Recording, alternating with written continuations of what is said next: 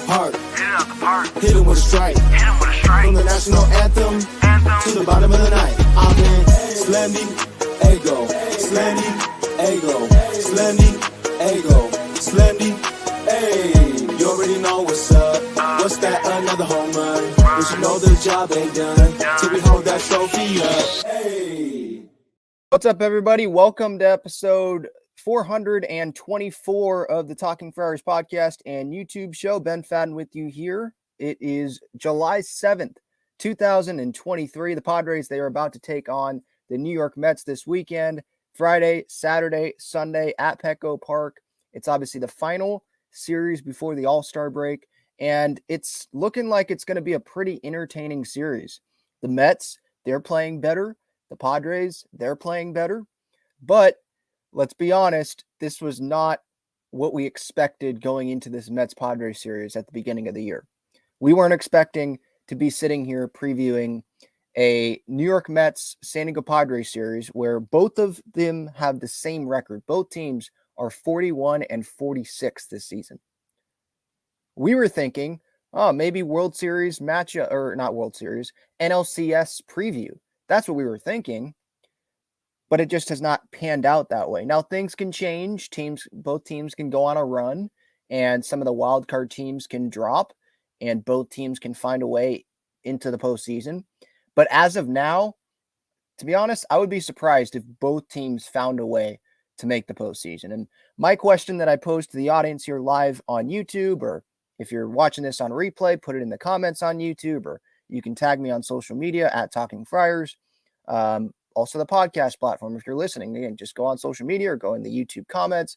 Let me know your answer to this question. If you were on the Mets, or if you were on the Padres, or the GM of either team, or a fan of the team, you're associated with one of these two teams. Which would you rather be right now? Would you rather be the Mets, or would you rather be the Padres? Essentially, which team do you think has the better shot at making the postseason? Both teams, obviously, again, at 41 and 46. And both teams going into the series, there's a lot of similarities between these two teams. And I'll give my answer here in a little bit, but look at just the similarities here in the standings. They have the same record. Now, games back in the division, Padres in the National League West, 8.5 games back, 6.5 back for the Mets in the National League East. They're also 6.5 games back in the wild card, just like the Padres are 6.5 games back. Run differential, Padres actually edged the Mets by 34 runs, plus 35 runs for the Padres, plus 1 run for the Mets. Projected wins, 83 for the Padres, according to Fangraphs, and 82 for the Mets. So they're expecting these two teams to be around the same spot. Now, does 83 wins get the Padres into the postseason? I don't think so. I'm thinking more like the 87 win, that number there. New York Mets, 82 wins. That doesn't get them into the postseason. So if that happens and both teams get to 83, 82 wins, I would think that those two teams aren't like big sellers at the deadline. It's pretty much the same team intact. And maybe these teams play a little bit better, because the Padres would have to play a little bit better to get to, they'd have to play much better to get to 87 wins. I think they'd have to play a little bit better to get to the 83 win number than obviously where they're at right now. They're 5 games under 500. To get to 83, that's what? How many over is that to finish the season? That's 4 games over, I think, to finish the season. So you're going to have to play better. But you got to play even better than that to make the postseason. If these two teams get to 83, 82 wins respectively, Padres and Mets, that's a failure of a season. It's a winning record, but that's not what the expectations were for these two teams going into the season. No way. And both teams, this series, it's going to be entertaining. Both teams, they've been playing better. The New York Mets, they just swept the Arizona Diamondbacks. They've won 5 games in a row now. And the Padres, they've won 3 games in a row, obviously. They swept the Angels. Now, like I said on the show the other day, Angels, after that series was over on Wednesday night, yeah, I mean, props to the Padres, but we know the Angels, they were not at full strength. This was not the best Los Angeles Angels team And so you got to take that sweep with a grain of salt, I guess. You can be excited about it and think that, all right, they're rolling, but let's see how they do against the Mets here. Now, the Mets aren't the best team in baseball, but I think it's still a better measuring stick series than the Angels, even though the Angels have Shohei Ohtani, just because the Mets, they're healthier. They are playing better than the Angels were going into the series, so they have Verlander and Scherzer pitching in this series, and the Padres, they have Darvish, Snell, and Musgrove pitching in this series. So, yeah, I think it's going to be a good measuring stick series going into the All-Star break. Let's see what some people are thinking here in the chat. Like, again, to my question, who would you rather be, the Mets or the Padres? Like, essentially, who do you think is going to have the better shot? Who do you think has the better shot at making the postseason right now? Let's see here.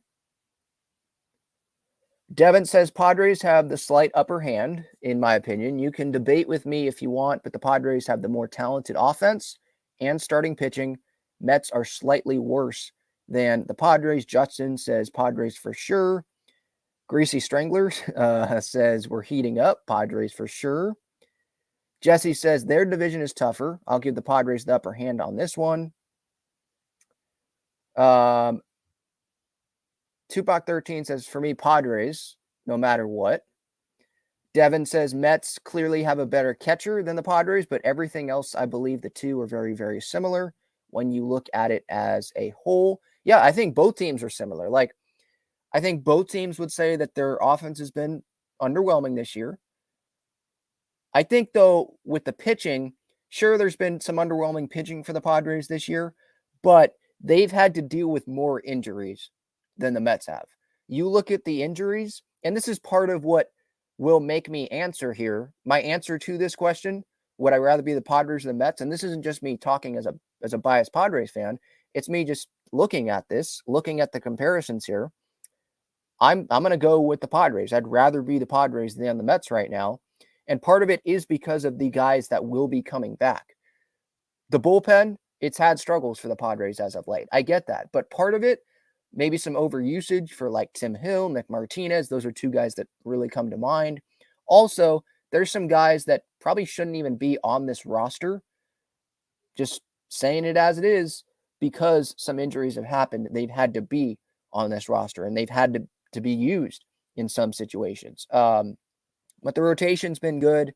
But the real issue for the Mets is the pitching. We'll get to that here in a little bit.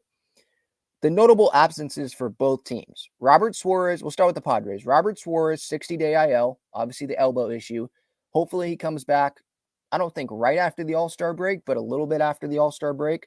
He's one of the best relievers in baseball. At least that's what he was the last time we saw him pitch in a meaningful game, right? Drew Pomerantz, 60-day IL, elbow. I shouldn't even include that in a notable absence, to be honest. I don't know why I did that, because we shouldn't expect Drew Pomerantz to do anything for the Padres for the rest of time. But so Robert Suarez, Steven Wilson, 15-day IL, pec strain. He should be coming back right after the All-Star break. So he's one of the high leverage relievers for the Padres. You look at the Padres relievers right now, who are the high leverage guys? Probably Josh Hader, Tom Cosgrove, and is it Nick Martinez? Is it Luis Garcia? Is it Tim Hill? How confident are we in those three guys, right? So getting Steven Wilson back should definitely help, and he will be inserted as one of the three high leverage guys, along with Hader and with Cosgrove. Cosgrove has definitely earned it. Michael Wacha, 15-day IL with the shoulder. He's been pitching really well. He has probably outperformed his contract, or at least the money that he's getting paid this year for the Padres. Luis Campusano, let's not forget about him. 60-day IL there, thumb strain. He just started a rehab assignment. So he's probably going to be out for a while. I don't know. Should we expect him back at some point in July? Maybe.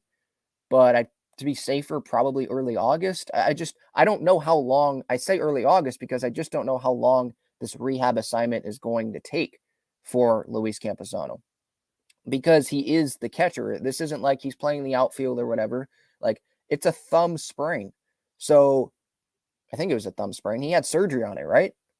So this is pretty serious. And if he's just starting a rehab assignment, he's not catching full 9 innings. For him to come back, he's going to have to be able to show the Padres that he can consistently catch 9 innings. game after game after game. Now, when he comes back, I don't know if the Padres will have him start every day, but you probably don't want to carry 3 catchers. So when Campy comes back, is it Nola that's going to be gone? Is it Gary Sanchez that's going to be gone?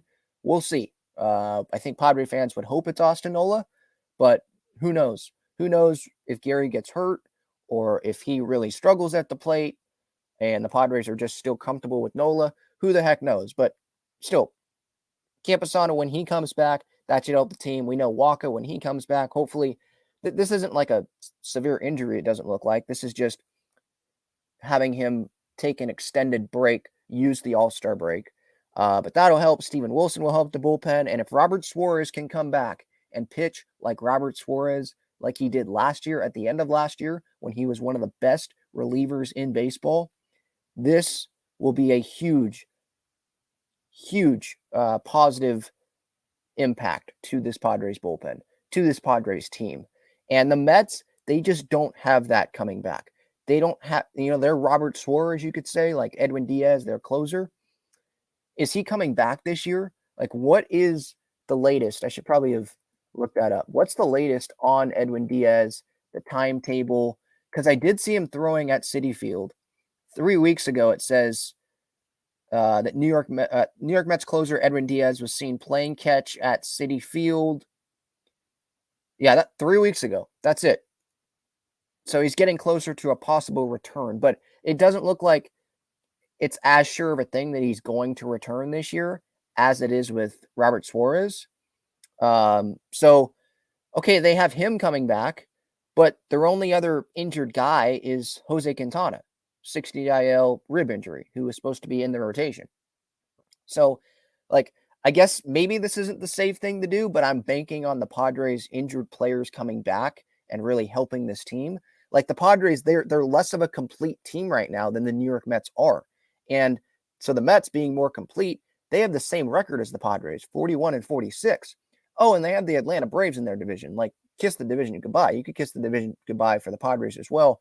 But like, I think that's fair for me to note the injuries and be like, well, Robert Suarez and Steven Wilson and Michael Wacha, like, those are huge pieces, can be huge pieces for the Padres in the second half of the season if those guys can be healthy. The Mets, it's almost like, yeah, I mean, this is your team and you're at the same record as the Padres are, right? And now Padres offensively, we can get to the offense. Offensively, this is their team. They need to be better. But the Mets can say the same thing. Like, this is their team offensively. They need to be better. And if we're looking at the two offenses, which I'll do here in a little bit, look at the two offenses. Which offense do you believe has the potential? Who has the higher ceiling, I guess, right? I guess that's a popular phrase among scouts. Who has that higher ceiling among these two lineups? And I think Padre fans know that the Padres probably have that higher ceiling. I'll get to the chat here in a little bit. If you want to make sure I get to your comment or your question, you can use that super chat button. It makes it very easy for me to see your comment, your question, and as well, it separates it. It supports the channel as well as separating into a different category so I can see that comment. All right, quick break, and I'll be back after this to talk about the lineups. Check out Gaglion Bros' famous cheesesteaks and garlic fries on Friars Road. You can visit their website, gaglionbros.com, for their entire menu and enjoy their cheesesteaks and fries at Petco Park and Snapdragon Stadium as well. All right, so as I mentioned before that little break about the offenses, which offense has that higher potential? I would say it's the Padres. Now, you could look at like the big five, I guess. I know it's big three, but that's usually the phrase, big three. But you look at like the main five guys in each of these lineups, just looking based on like OPS, looking at the numbers this year. For the Padres, it's Manny, Soto, Bogarts, Tatis, and Crony. For the Mets, it's Lindor, Alonso, Brandon Nimmo, Starling Marte, and Tommy Pham, old friend Tommy Pham, right? You look at the Padres, and they have one guy who has a higher OPS than anyone on the Mets, 916 in Juan Soto. You have another in Fernando Tatis Jr., 879 OPS. That's also better than any of those big five there on the Mets. I didn't include Jeff McNeil, but that's because looking at his year, looking at where he is in the lineup, it's not where Tommy Pham is, for example. Or, and Starling Marte, like he's one of the big names on this Mets team, and I think he's underperforming as well. So you look at these two teams and the OPSs for these guys, and I think the Mets, if you look at them, they have more guys, at least of the five, they have more guys with a OPS over 800. The Mets, they have three guys, and Lindor is at 789, his OPS. He's almost at 800. And the Padres, they have Soto and Tatis. That's it, over 800. And Soto's obviously way over 800. So is Tatis, 879. But the Padres, they have a guy at 684 with Crony. They have Manny, who was below 700, 731 now. Bogart, 750. The Mets, they have more guys. It just feels like more consistency. Lindor, 789. Alonso, 825 OPS. Nimmo, 821. Marte, 655. But Pham, 850. So maybe a little bit more consistency there. But then when you went at like the run differential, right? I said plus 35 for the Padres, plus 1 for the Mets. I think that is attributed to the Mets probably struggling pitching-wise a little bit more than the Padres. Actually, a lot more. If you look at the pitching F war, the Padres rank 8th in pitching F war. The Mets, they rank 28th in pitching F war. You look at runs scored, Mets are 14th in runs scored. Padres are 19th. So Mets, a little bit better run production, but the Padres, they're the better pitching staff. They're one of the best, top 10, and looking at the pitching F war, top 10 in Major League Baseball. And I know the bullpen's been struggling, but they were one of the best in baseball for the majority of the year. And this rotation, it's been really solid. It has. So Padres have the pitching. I talked about the notable absences. I'm thinking that some of those guys are going to come back and be impactful for this Padres team. And I believe in the upside of this Padres offense. And I think the Padres, they have a better pitching staff. I would rather be in the Padres spot than the New York Mets spot. Both teams have the same record, and I'm sure Mets fans could make a case for their team as well over the Padres. But that's where I'm going. If you want to look at the entirety of these lineups, right, like who would you take if you're just going 1v1? Would you go Francisco Alvarez or Austin Nola or Gary Sanchez? I think you'd go Francisco Alvarez. Would you go Pete Alonso or Jake Cronenworth? Like at first base, you'd go Pete Alonso, right? Jeff McNeil or Ha-Seong Kim? I think we would go Ha-Seong Kim. Francisco Lindor or Xander Bogaerts? Some would say Francisco Lindor because, 789 OPS, it's better than Xander Bogaerts and his 750 OPS.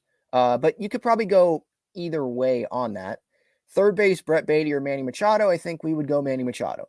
Left field, Tommy Pham or Juan Soto. We're going Juan Soto. Center field, Nimmo or Grisham. You're going Nimmo. Right field, Tatis or Marte. You're going Tatis. So it feels like I'm kind of going back and forth here.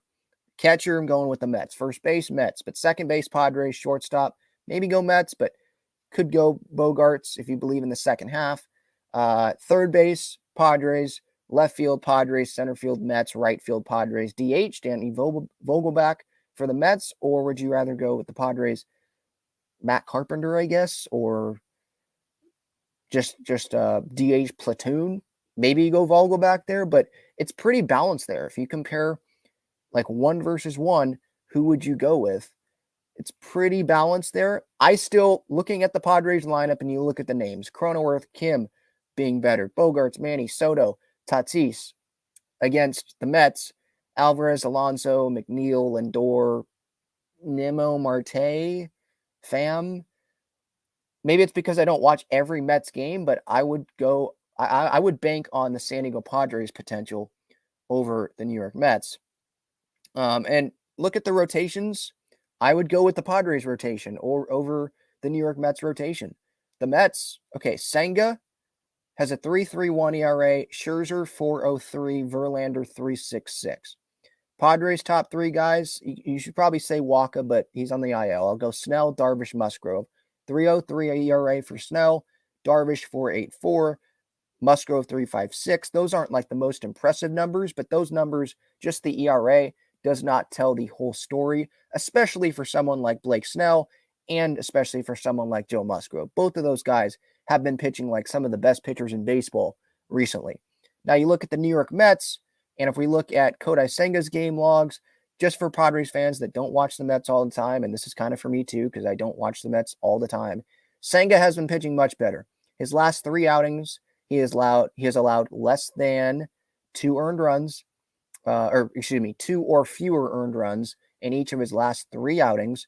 But you look at Verlander, you look at Scherzer making $40 million a year.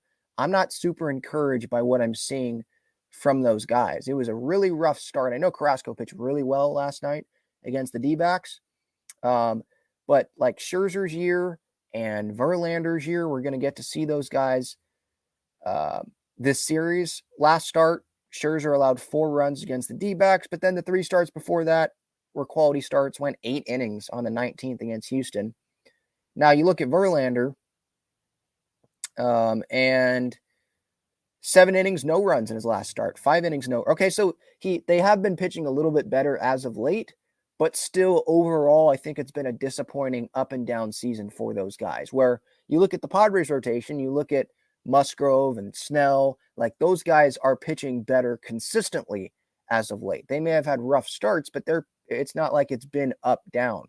You know, I would be okay. I'd be very confident having Scherzer and Verlander go up against Musgrove and Snell and take Musgrove and Snell there. And you take a Padres bullpen, let's say later in the year, the Padres, they have Robert Suarez, they have Steven Wilson, they have Cosgrove, they have Hader, Nick Martinez. Hopefully this is just kind of like a dead arm period.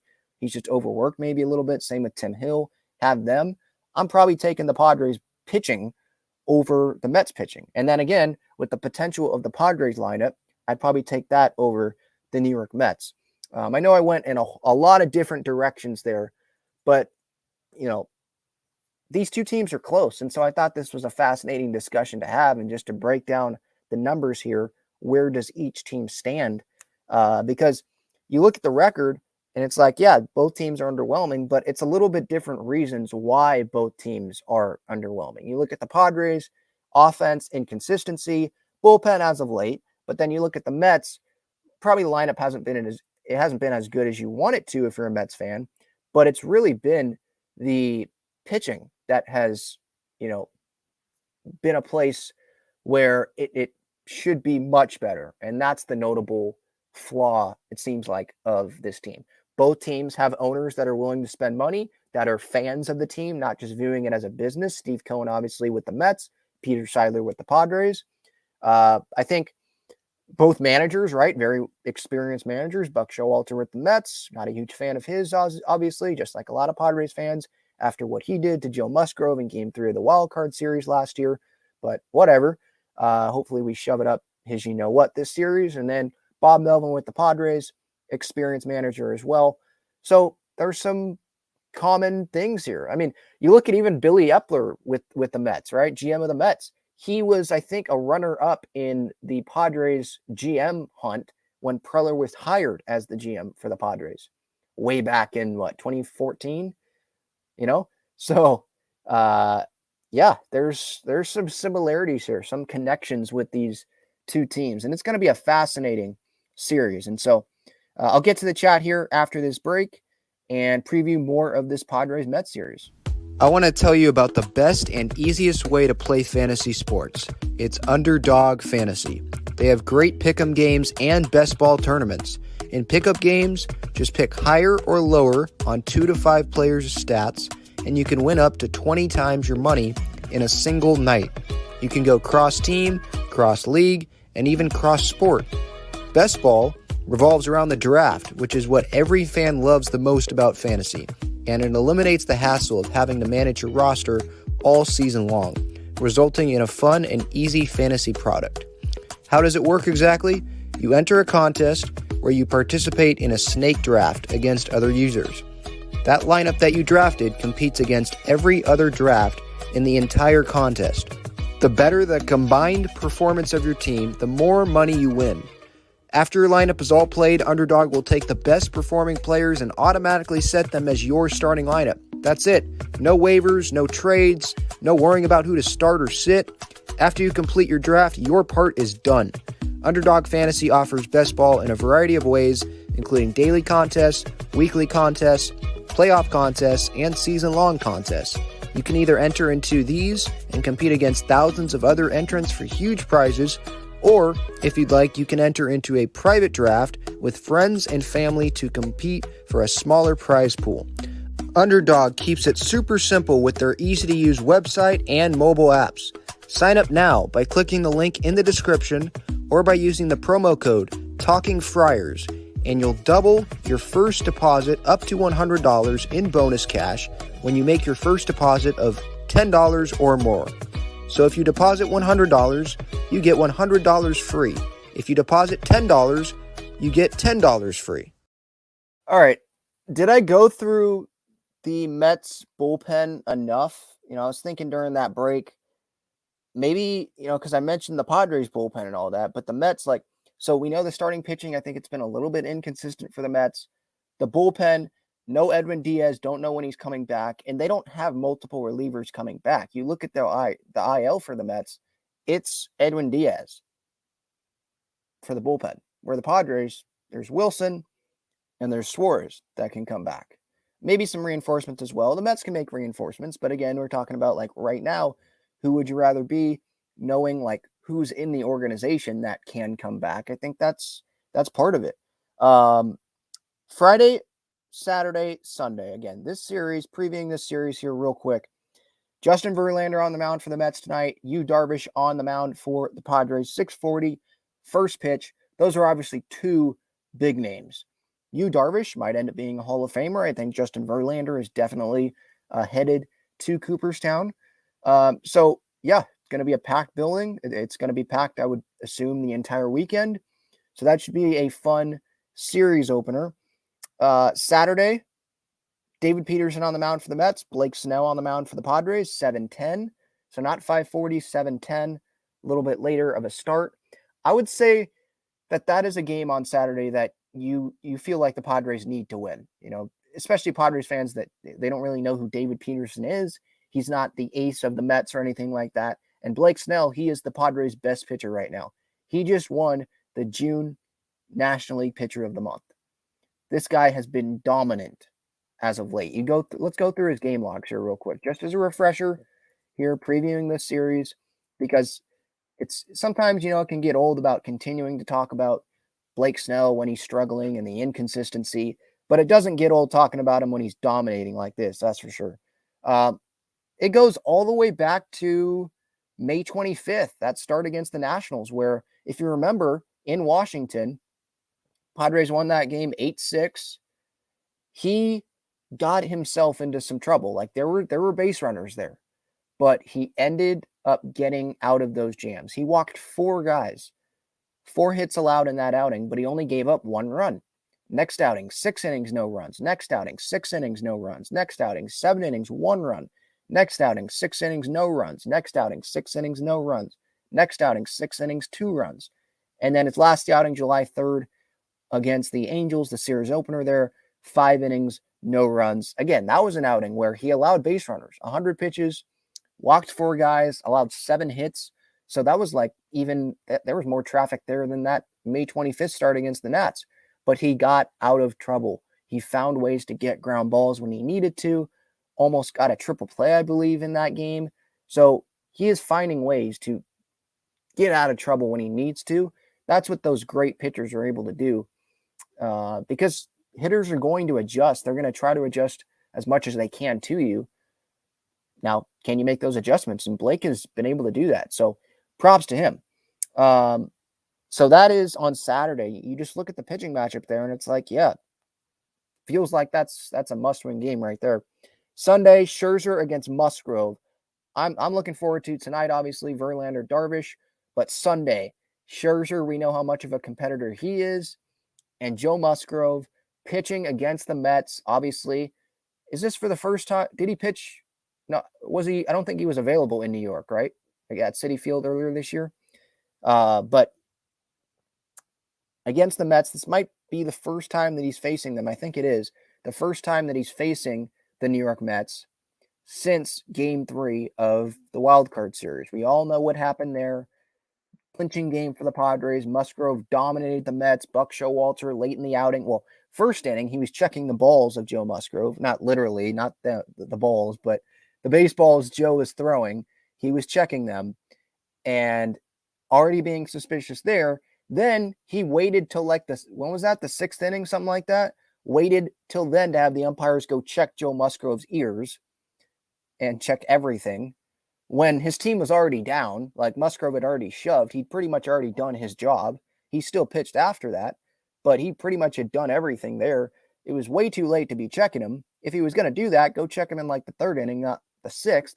So it was done both ways. Like, why are you checking him? You're making it seem like he's cheating, and you did it late. So that's on you. You look like an idiot there. But first time since that happened, Joe dominates there. And yeah, he's going to be motivated for sure. He was motivated for that July 4th outing against Shohei Ohtani, and he outdueled him and won that game, obviously. Got a lot of offense support there. And here's another one where he's going to be motivated, obviously, against the Mets. Last game before the All-Star break. Wants probably to have some good vibes going into that All-Star break for the Padres. And we'll see what he can do. I would expect him to have a quality start at minimum. I have a really good feeling about what Joe is going to give for the Padres on Sunday. Yeah, Scherzer Musgrove. Can't get much better than that, right? Last game before the All-Star break, Sunday day game at Petco. 7 innings, 1 run, Musgrove in his last outing, 3 hits, 11 punch-outs. Did give up that home run, I believe, to Hunter Renfroe. But for him, you go back, it was the same road trip from Snell. I think it was the day after Snell, right? May 26th against the Yankees. That Friday game, 6 1/3, 1 earned run against the Yanks. Ever since then, he's been pitching like Joe Musgrove, like the real Joe Musgrove. Quality start after quality start. 5 innings, 1 run on June 6th, but every other outing has been at least 6 innings, 3 runs allowed or less in all of those outings. And no, he has not pitched against the Mets yet since game 3 of that wild card series. So should be a great matchup. Obviously, there's firepower on both sides offensively, and both teams want to win this series because going into the All-Star break, how are you going to feel? So Padres, they win 3 in a row, but if they lose this series, they're going to end up being what, 42 and 48, 6 games under. You were 5. Now you're digging your hole back deeper instead of trying to get back out of that hole, right? And the Mets, you won 5 in a row. You're probably feeling better than the Padres are right now about yourself. And if you lose this series, then it's like, well, just like the Padres, again, same records, just like the Padres, you're digging that hole back. You're making a deeper hole for yourselves after you were digging out of the hole, So, yeah, both teams, I'm sure that they really want to take home this series. All right, enough of me blabbing about this series. Let's talk to you, the chat. Let's see what the chat wants. If you want to join the show, I totally forgot to plug this. You can click the link that's pinned in the chat. If you have any questions, any comments about the Padres, deadline plans, whatever, put them in the chat or join the show. You can use my code TalkingFriars, $20 off on SeatGeek. Click that link, breakingtea.com, in my description for great San Diego sports swag. Padres, Aztecs, Wave. All right. Devin says Verlander, Darvish going to be popcorn show for sure tonight. Yeah, I'm excited about that. I love great pitching matchups. I know maybe fans don't go to the ballpark anymore, because it's like based on the matchup. I feel like maybe my parents probably could speak better to this, or the older Padre fan could probably speak better to this than me. But you look at the matchup and it's like, oh, big star pitchers. I'm going to go get a ticket for tonight's game. I feel like it's more about like the star position players now than what just the pitching matchup is. Maybe that's because pitchers don't go as deep as much anymore. But this is one of those where it's like, yeah, these are 2 guys that are going to battle tonight. Same thing with Sunday with Scherzer and with Musgrove. All right, let's see what some are saying here. Dinos 5150 says helps to play versus overrated Ohtani. Oh, you're talking about the Padres? Yeah, and you're trying to make a a joke on me about what I said, overrated Ohtani. Yeah, well, I was joking. I'm still, it still makes me laugh about how many people saw that tweet where I said Shohei went 0 for 10 against the Padres, and I put the overrated GIF there as a joke. Clearly, like, how can anyone say that Shohei is overrated and actually be serious about it? So it was hilarious how many people thought I was serious about that when I put that out there. It's so funny. Or I'm joking, you just want to try to dunk on me or whatever because for some reason you don't like me, even though I've never met some people, So whatever. I don't even. I saw some of the reaction on social media. I don't care. Like, whatever. No, I don't think Shohei Ohtani is overrated. As I said the other day, he's the best player I've ever seen. This guy is amazing. I would love him to be on the Padres. Like, I just thought it was great that the Padres held him hitless and was joking around. I guess you can't do that on social media anymore. My bad. Let's see here. Devin says, I'm just not convinced the Mets will be good enough in the long run to get to the playoffs. They will fall back. Yeah, I mean, it's going to be a tough climb. It's going to be a tough climb for either team because, look, if you look at the standings, the Padres, they're going to have to, and the Mets, they're going to have to get over the Milwaukee, which you could say, yeah, they can do that. But Milwaukee is 47-41. They're 6 games over. The Padres are 5 games under. The Mets are 5 games under. Like, that's a lot of ground. Giants, 47-40. Phillies, 47-39. Dodgers, 49-38. The Marlins, Skip Schumacher and the Marlins, 51-38. They have a negative run differential. But run differential doesn't say everything. You can blow out teams and have a great run differential and not have a great record. Look at the Padres, right? So, yeah, Devin, I mean, I think Mets fans would want to make that case about the Padres as well. Like, they're not convinced the Padres will be good enough because look at, and I don't blame them if you have that thought. Like, look at the Padres this season offensively. Have they been able to do the job well enough consistently? No. Look at how the bullpen has performed as of late. The injuries. It's not a guarantee that those guys are going to come back and be great, and it's not. But I'm trying to be optimistic and bank on those guys coming back and really helping this team. And the talent in this lineup, starting to be better consistently. Yeah, Alan says Ethan Salas in the comments. He has been great in the minor leagues, huh? He just turned 17, right? And I saw Lake Elsinore, he's hit 4 home runs, I think, in his last 3 games. And he's 17. So this is like Tatis, it feels like. You know how Tatis was really skinny? Obviously, when the Padres first got him as a young teenager with the White Sox, hadn't played in the minor leagues, he's only going to get stronger. And so if he's already doing this, remember those spring training at-bats, those couple spring training ABs that he had and hit that ball hard to second base, and he was catching for Ryan Weathers in spring training, he's only going to get better. He's only going to get bigger, I would think, only going to get stronger, only going to get smarter baseball-wise. And it seems like he's already very smart. So, yeah, I know sky is the limit gets tossed around a lot, but for Ethan Salas, I feel like that fits that for him, for sure. Mark asks, how long realistically till Ethan Salas plays his first big league game? I would say, 2023 right now, probably, and I want to be fair to him. I don't want to put these huge expectations on him and be like, you got to be in the big leagues next year. So I'm going to say a few years. I'll say 2026. Is 2025 pushing it? Maybe. But the Padres, they probably want that goal in mind. They want to have that as the goal because they want to shoot for the stars. And then if he doesn't make it 2025, whatever. How old would he be? 19 at the catching position. It takes a while to develop for just guys that aren't 17 and they're coming out of high school or college or whatever in the minor leagues, So I would say a few years. I think that's fair.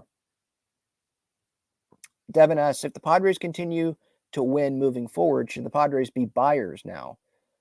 I mean, yeah, it's one series, right, against the Angels. And again, the Angels were compromised, but I feel like some of the fan base is now transitioning to, yeah, let's go for it. For me, I'm still in it's probably best to get something back for Hader or Snell if things continue to trend the way they are. And the recent trend, obviously, is them playing well, but I'm talking about, obviously, full season. The offense still as a whole underwhelming, I think. It's been disappointing. They're still 5 games under 500. We shouldn't act like this team's 5 games over. So if they still are under 500 and they're not close to being to 500 and they're not consistently winning series up to the deadline, maybe you're not seeing the production still from the offense. If you're not seeing that, then I don't think you should be going all in and buying. But if you do see some better things, better signs from the offense, you get Suarez back, you get Wilson back, and the bullpen's doing better, the rotation's still strong, then, Seidler, he's the most optimistic person on the planet. So, yeah, he's going to want to buy. He wants to buy now. It seems like A.J. Preller wants to buy now, obviously. So they're not going to switch their mindset. I think they only switch their mindset if things really go wrong here in July and they dig that hole deeper and deeper and deeper instead of staying around the same point where they are right now. So hopefully that answers that question, Devin. He also asked about the Mets. Do you see them being buyers? I see the same thing. Steve Cohen, he did talk to the media. Was it last week? And he did mention that, like, he is preparing his front office to be able to sell if needed. Like, he's preparing them. He's telling them to prepare for all scenarios. And I'm sure that's what AJ's doing, but they're not going to say that publicly. Like, yeah, we're planning to sell. So hopefully they have contingency plans in place. But yeah, the Mets, I don't think Steve Cohen, obviously he doesn't want to sell because look how much money he spent on this team. And Peter Seidler doesn't want to sell. But if it's clear you're not going to be a World Series team this year, then why are you trying? Like, you should put your efforts towards trying and going all in for the next season, right? I think that makes the most sense. So I could see the Mets being buyers. I could see them being sellers at the deadline. I could see the Padres doing both as well. I think right now I would lean towards the Padres and the Mets both buying at the deadline. To the degree of them buying, I don't know. Like, are they going to go get Marcus Stroman? Someone like that? Are they going to buy at the top of the market, or are they going to kind of buy in the middle, make some moves on the margins, maybe an extra reliever or something like that? All right, let's see. Yeah, it's going to be a tough series. I see Manny in the comments. Mets 5-game win streak. Going to be a tough series. We might lose today and win the next 2. Who knows how Darvish will pitch today after the flu? Yeah, that's a storyline as well. Like, Darvish coming on. This is the first time that he started since when? June 20-something, I think. Didn't start in that Pittsburgh series, right? He was expected to. Then he had the flu, the weather, push back, continue to push back. And so, yeah, we'll see how he does. Should we expect a quality start out of Darvish? Maybe we should expect him to not give up 4 runs, give up 3 or less runs, but innings-wise, pitch count-wise, should we expect Darvish to go 100 pitches tonight? I'm probably not expecting that going into tonight. Coming off an off day, bullpen fresh, you have Snell going tomorrow, you have Musgrove the next day. I think they don't want to push it with Darvish coming off of this. But I think that they can still win this game. Yeah, I think they can do something. Look, was Ohtani at his best? No, but they were able to beat Ohtani. They've been able to beat some good pitchers this year, so they can do it. You can make the case that they can sweep the series. I think they'll win the series. I like the Musgrove and the Snell matchup Saturday, Sunday. If there's a game that, yeah, they'll probably lose, like if they had to lose a game, you'd probably point to tonight. So yeah, good points. D. Gomez says going to be a great series. I hope so. Ace King, what happened to Suarez? So Suarez, this was in spring training, right? He was throwing and then got shut down for a little bit. And then I believe he started resuming throwing and then they shut him down again. And so, yeah, it's just been the elbow. He's been out for a while now. And so he's just starting to ramp back up, I guess, like in terms of like pitching in games. He threw bullpens recently, and now I believe he's just starting to get into rehab games. So we'll see when he comes back. After the All-Star break at some point is when he's expected to be back. Mark with the super chat. I appreciate it very much. Thank you so much, Mark. I appreciate your insight and baseball knowledge. I found your channel randomly in the off-season, but I've become a regular viewer because you provide great information and perspective. I thank you. Thank you so much, Mark. I really do appreciate that. Look, I'm someone that loves this team, and I'm not someone that's going to do this just for money or whatever. Like, this is really a passion of mine. I mean, if anyone goes and looks at this YouTube channel a couple years ago, maybe a year and a half ago, it didn't look like this. It didn't have some sponsors on here. I started this recording it on Zoom and just posting it on YouTube. So it is grown, and I was doing that and not getting paid anything. So yeah, I'm a Padres fan. My family has season tickets. If you're just joining the show and you didn't know some of my background, like, yeah, I'm a diehard Padres fan. Love San Diego sports as well. That's why I've added the San Diego sports part of it at the end of shows, and we'll get to some of that here in a little bit. I love talking with fans, and because this is a passion of ours, and we really, really love this team, the Padres, and some of us love other San Diego sports teams as well. So yeah, it brings me a lot of joy doing these shows with you guys. Devin asks, are you worried about Nick Martinez? I think you have to be worried about him a little bit because of just what we've seen as of late, but I'm not at like a 7 out of the 10 or something like that. I'm probably under a 5, to be honest. Yeah, it has not looked great. He's throwing beach balls up there right now. But I'm hoping that this is just kind of like, well, he's been overused, maybe a little bit dead arm period, and he's just had to throw. And this All-Star break is going to change it up here. It's going to be a blessing for him. And he is going to come back and pitch really, really well. That's what I'm hoping for Nick Martinez, because we have seen it. He's pitched really well for the Padres in the past out of the bullpen. We saw it last year. He was a high leverage guy for the Padres. He has been a high leverage guy for the Padres, even this season. It hasn't worked out recently, but it's in there. We know it's in there. He is a competitor. He cares so much. You can tell. So I still believe that it's in there. It will be back.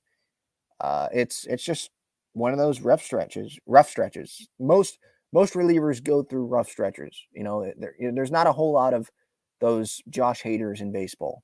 You know, you're gonna go through some rough stretches. All right, let's get to some other San Diego sports topics here.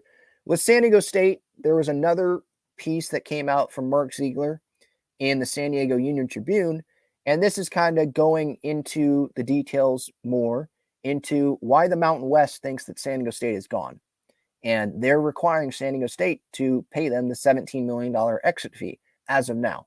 There's going to be a meeting later this month, July 17th meeting, that hopefully will resolve this whole issue. Is State in the Mountain West? Do they owe anything? Is the Mountain West going to say that they're not in the conference? Like, what the heck is the situation here? Hopefully July 17th that can get clarified. But Mark Ziegler yesterday writes in the San Diego Union Tribune, a week before President De La Torre sent a June 13th letter to her counterparts in the Mountain West to formally notice that San Diego State University intends to resign from the conference.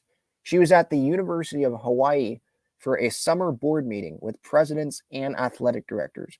On the second day of this summer board meetings on that campus, during a closed session with the commissioner, Gloria Nevarez of the Mountain West, and 11 other presidents, not the athletic directors, President De La Torre discussed San Diego State's plans to leave the Mountain West for the Pac-12 or another power conference. One conference source told Mark Ziegler, basically, she said her goodbyes. And so that's where the Mountain West can say, well, remember that meeting, President De La Torre, on that campus, University of Hawaii, where you were saying your goodbyes essentially and thanking the Mountain West for the time?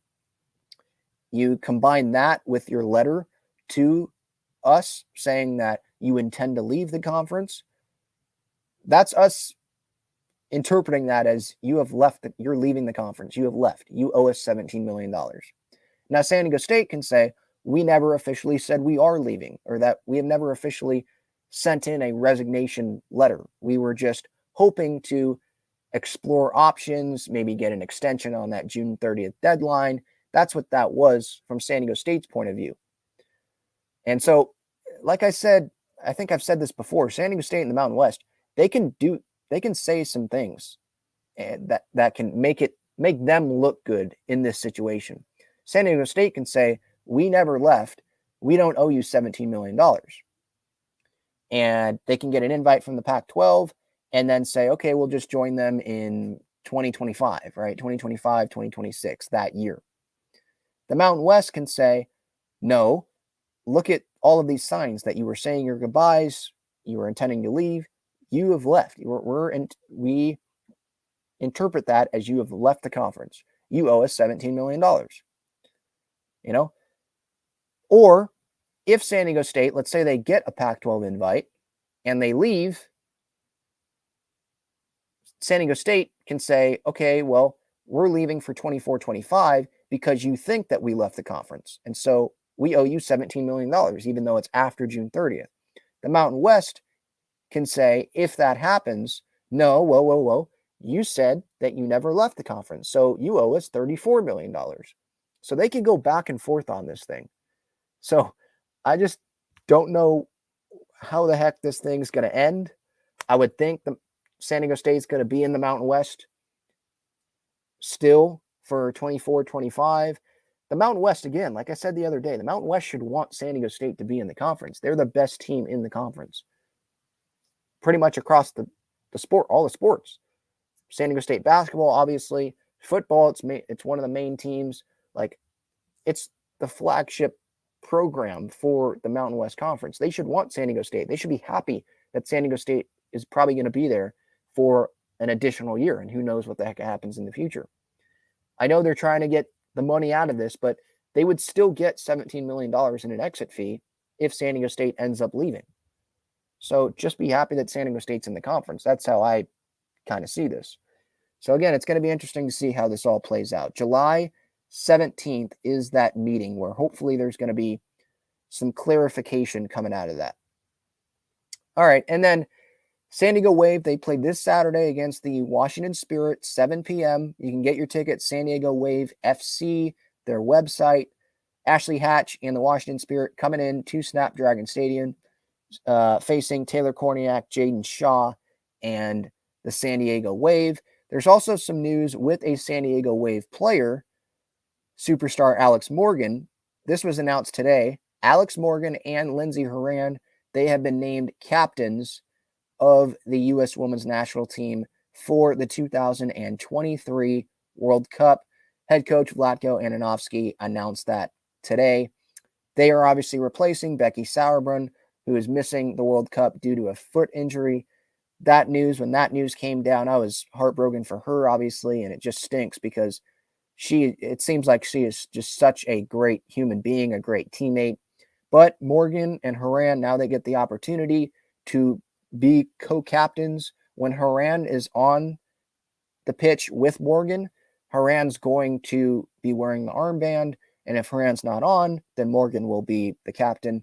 But it's great. Both have a lot of experience, obviously. Morgan, over 200 caps, over 120 goals, her fourth World Cup. Horan, over 100 caps, almost 30 goals. It'll be her second World Cup. So they have experience. Vlatko saying, we have a lot of leaders on this team among the young players and the veteran players. And among those, Lindsey and Alex have vast experience in big games and they understand what it takes to win at the highest levels. They're ultimate professionals and understand all the factors that go into having a united and motivated team. I know they will represent us well on and off the field at the World Cup. I cannot wait. Morgan, she has captained the United States women's national team 22 times previously, and she's obviously captain of the San Diego Wave. Norma Gurma, she's also on the U.S. women's national team, obviously, and I think her and Morgan have a chance to be the most valuable pieces to this U.S. women's national team roster in this World Cup. Gurma, obviously, as one of the center backs, the Becky Sauerbrunn void, having to fill that with Alana Cook, going to be super valuable there.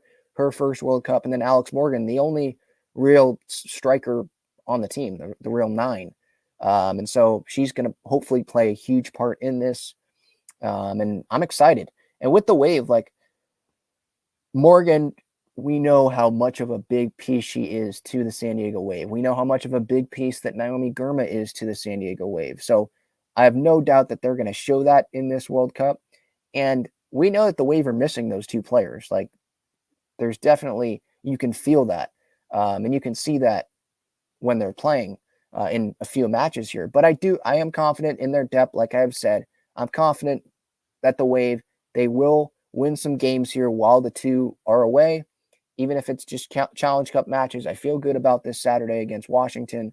I think the more experience that these players have with playing with each other, the better, and the more that they will get more comfortable, and the more success that is going to come. So that's the latest from San Diego Wave and U.S. Women's National Team. Alex Morgan, again, named one of the captains as the U.S. Women's National Team goes into the World Cup starting later this month. Can't wait for that. All right. Any more comments here?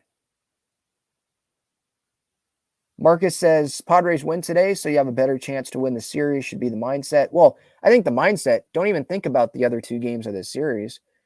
Go 1-0 today. I think the 2019 Nationals had that motto or whatever. Go 1-0 today. Don't worry about tomorrow. The coaching staff has to, front office, bullpen and all that, but the players on the field, don't worry about that. Worry about today. Go 1-0 today. Do whatever you can to win today's game. And then you can reset and go win tomorrow's game. And reset, go win the game after that. And then you have a break. The Padres and the Mets, I'm sure they have to think like this too. Go 1-0 every day because they've dug themselves a hole.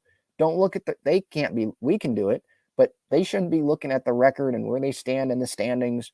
You're not going to be a postseason team if you're going to be under 500. So get above 500, and then you'll be feeling good about yourselves.